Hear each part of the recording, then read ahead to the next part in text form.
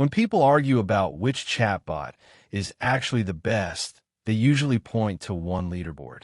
And it doesn't work like a normal benchmark at all. Instead of a fixed exam, the Chatbot Arena from LMSYS lets real users type a prompt, see answers from two anonymous models side by side, and simply vote for the one they prefer. Millions of those blind votes get turned into a single rating per model. Let's break down how that actually works. Here's the loop that turns casual votes into a ranking step by step.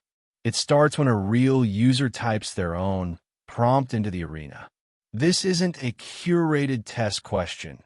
It's whatever someone genuinely wants answered, which keeps the evaluation grounded in real usage rather than a fixed script. That grounding is the whole reason people trust what comes out the other end.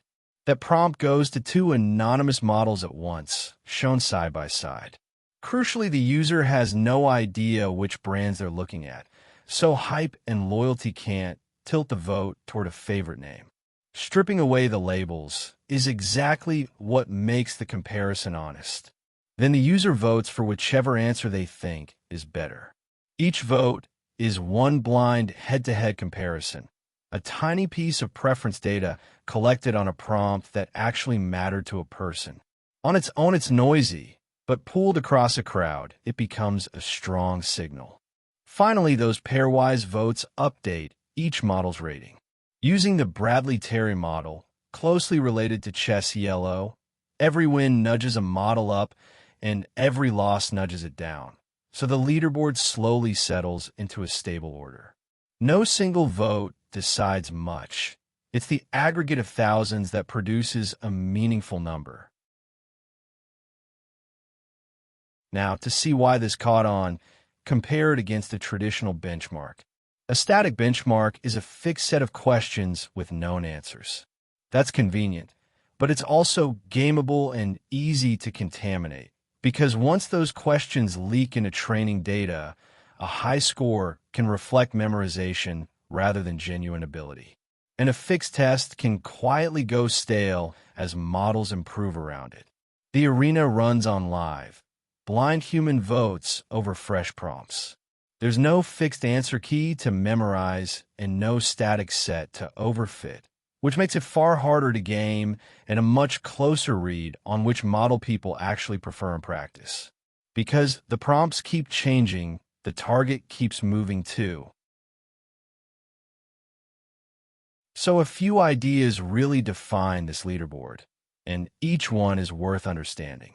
First, it runs on blind pairwise human votes. Real people compare two anonymous answers and pick a winner. And because the models are hidden, the signal reflects preference rather than reputation or marketing. Then those votes feed the Bradley-Terry rating, the same family of math behind chess ELO.